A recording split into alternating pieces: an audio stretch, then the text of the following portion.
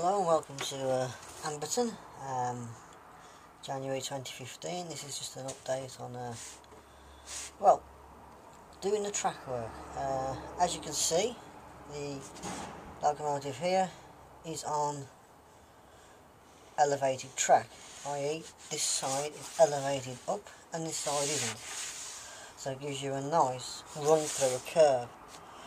Now I'll start my curve about here, right on a flat, and take it through using this evergreen tubing. The evergreen tubing is, now you can see that, 223. It's not a huge diameter, so it's quite okay for trains. So if you look at the locomotive on this side, on flat track, you can see the difference. I prefer this because it looks a bit more realistic.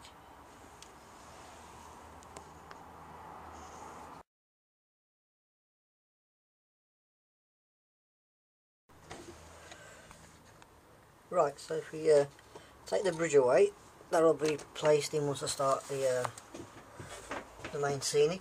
As we just come back a bit, you can see the curve coming round, and the locomotive is raised up. When the gravel's down, you don't see any of the white tubing. But say in comparison to the B1 on the left hand side to the A4 on the right, the A4 is leaning through the curve, and I take the strips all the way down so it goes back onto the flat. So the locomotive, as it comes on the flat, gets to about here, starts to lean, then you take more of a lean going through, i.e. the diameter of the tubing is a lot higher than this. It comes through, still on the curve, onto the flat, and then you take it out. And that prevents any derailing, so you always make sure the model comes onto the lean while it's on the flat before it goes through the curve. Okay.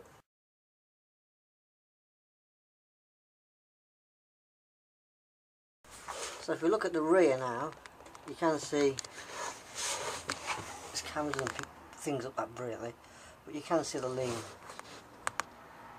I will now do the inner track, and I'll show you that in a bit.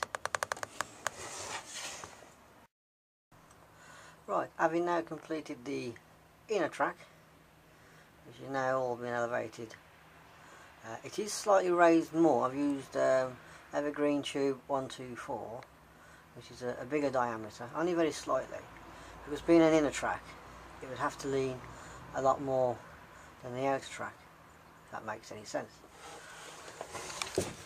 So, sorry about the shaky camera. So as you can see, when we come back, you can see the model leaning into the curve. This isn't always necessarily the right way of doing it, it's just the way I do it, and it works for me. It's been tried, it's been tested, and everything seems okay.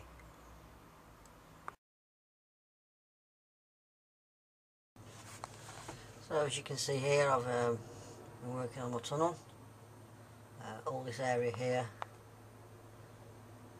will be a hillside.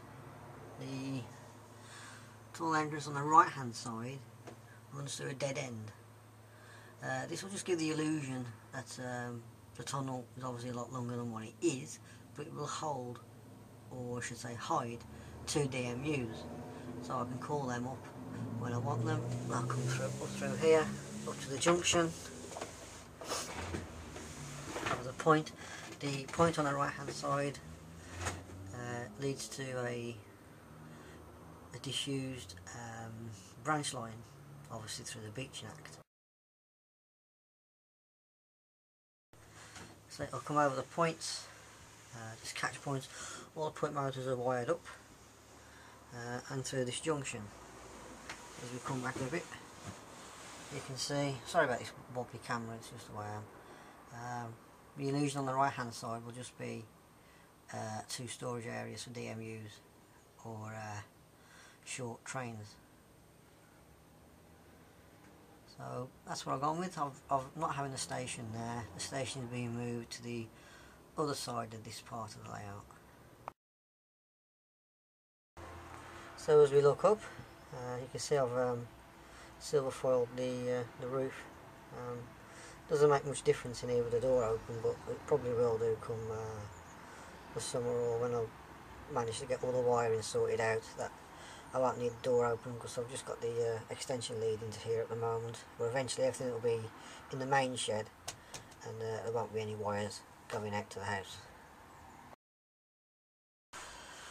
So this will be the station area.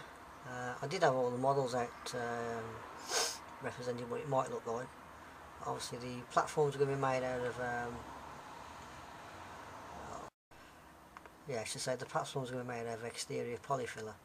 I'll make a wooden frame and then pour the polyfiller in, level it off, sand it down, and then as it's drying I'll carve some stones, well, look like paving, into the plaster, and just let that go rock hard. I put this section on here just so the houses can fit on there. As you look here where this track, this will be where the goods shed is. I don't know if you can see the pencil line, you probably can't. So I drew out for the platforms.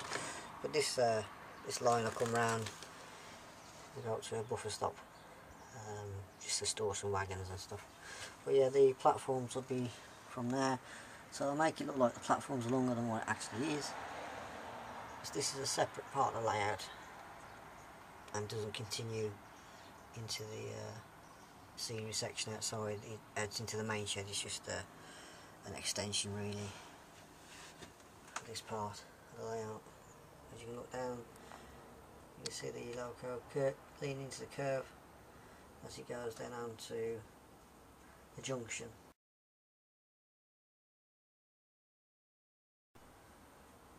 And then it'll go through the tunnel and back into the main shed over the viaducts underneath to go underneath the town scene.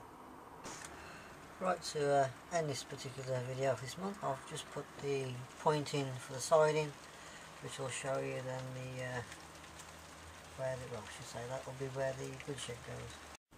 So this bit here is just a quick mock-up of what I've got in mind. The signal box, I've repainted that to the colour I wanted. As you see, there's the tunnels, the junction, and there'll be a road bridge there. As we come round, there'll be a crossing, a level crossing here, and then there'll be a goods shed there, and then the houses and the station in the background. So that's something for you to have a think about. But, I'll carry on with this as soon as I've got a bit more time. So all the best, cheerio, and bye for now.